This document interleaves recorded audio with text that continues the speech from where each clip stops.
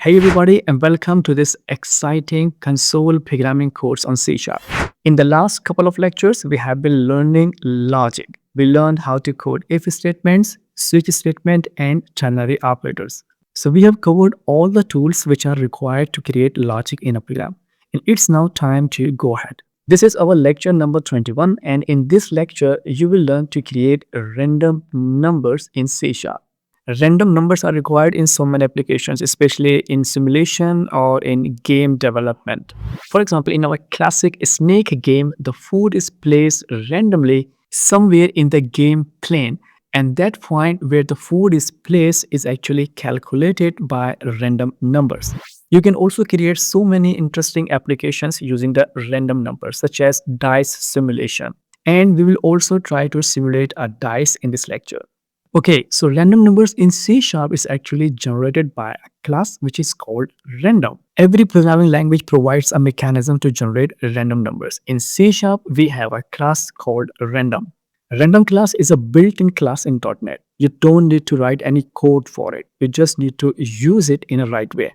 So let's consult with the official documentation of the random class. Random class belongs to the system namespace and it is used to generate random numbers.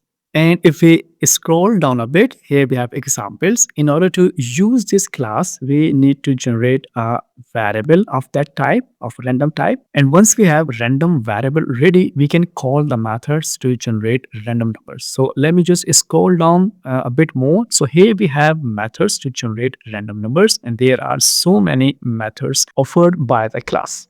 I will show you how to call 3 to 4 methods, and once you know how things are working, then you can do some more experiments by your own. The most common method that we use to generate random numbers is next method. And next method comes with different versions. Next with no argument, next with 2 arguments or parameter, and next with 1 argument. And here we have a small description. If I use the next method with 2 parameters, so it will return a random integer that is within the specified range. That means these 2 parameters will specify a minimum and maximum range. And we also have NextDouble, which is used to generate a floating point number which is greater than or equal to 0.0 and less than 1.0. And down there we have a next single, and here we have a random number, a floating point random number, where we will also get the value 0, greater than or equal to 0 but less than 1. And if we use sample method, we will get a random number between 0 and 1, where the 0 and the 1 is also included. Now, like I said earlier, in order to use this method, we will first create a random variable, right? And here is the syntax to create a random variable. So let's go back to the code. We will create a random variable and then call some interesting random methods. So our random variable name is rnd, new, and random. This is how we create a class variable. rnd is a random type variable, and here we are calling the class constructor. When we will learn about the classes, we will discuss more about it.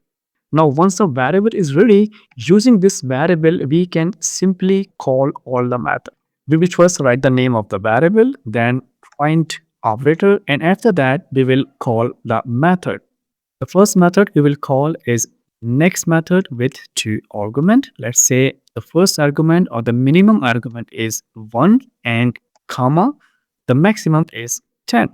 Now we will simply get a random number range from 1 to 9. The upper bound is excluded. It is not included as per the documentation.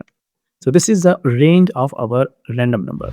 We are actually using this version, next method with 2 arguments. If I click on the link here, and here I can read the minimum value and the maximum value.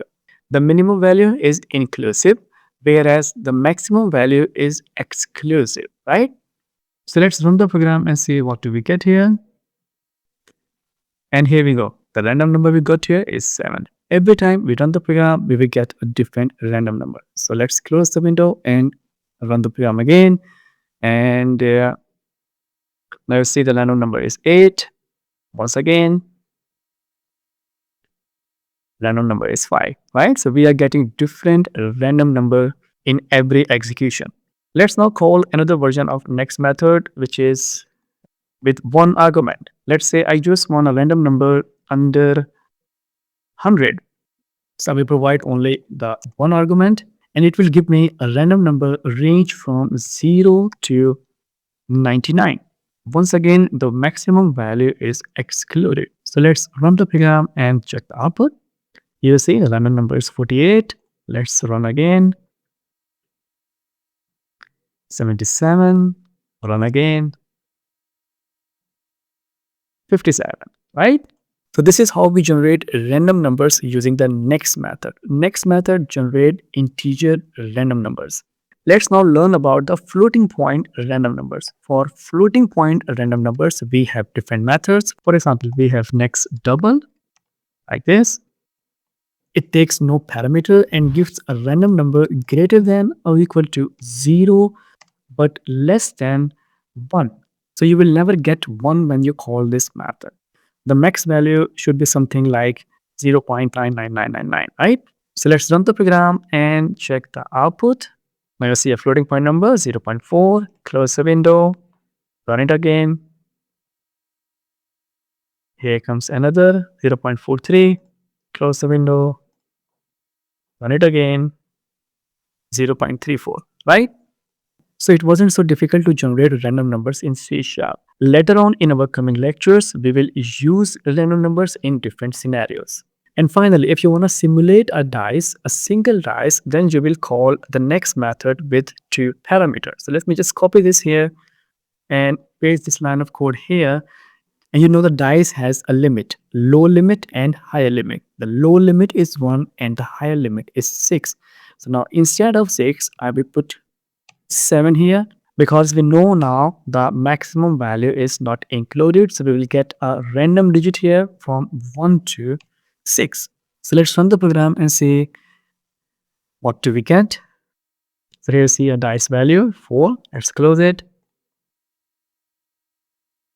Dice value is 1. Close it. And here the dice value is 6. That was all about random numbers generation in C#. Visit the documentation and try out some other interesting functions by your own. I will see you in the next lecture. Until then, take care of you.